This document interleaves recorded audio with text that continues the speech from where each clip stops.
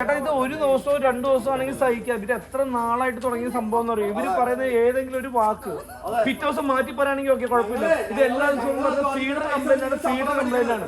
Feeder നമ്മൾ വാങ്ങിച്ചു കൊടുക്കണോ?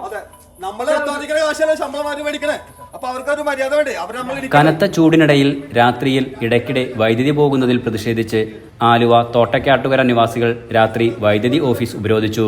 മേഖലയിൽ രാത്രികാലങ്ങളിൽ വൈദ്യുതി പോകുന്നത് പതിവാണ്. ഇതാണ് നാട്ടുകാരെ പ്രകോപിപ്പിച്ചത്. ആളുകൾ കുടുംബമായിട്ടാണ് ഓഫീസിലേക്ക് എത്തിയത്. ഫീഡറിലെ തകരാറാണ് വൈദ്യുതി പോകാൻ കാരണമെന്ന് ജീവനക്കാർ പറയുന്നു.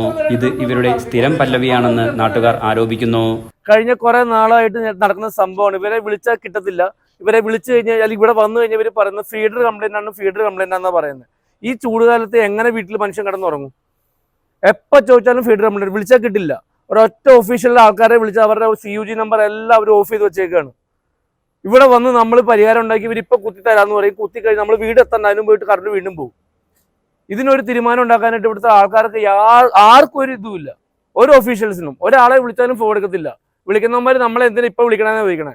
അവർക്കൊക്കെ കാശും വാങ്ങിച്ച് സാലറി വാങ്ങിച്ച് വീട്ടിൽ സുഖമായിട്ട് കിടന്നുറങ്ങാം. ഞങ്ങളെ പോലെ ആൾക്കാർ എന്താ ചെയ്യേണ്ടത്? ഒരു ദിവസം ഫീസ് അടച്ചില്ല, ഒരു ദിവസം കറണ്ട് അടയ്ക്കാൻ വൈകി അപ്പം ഊരിക്കൊണ്ട് പോകും. പിന്നെ ഇവരുടെ കാല് പിടിക്കണം.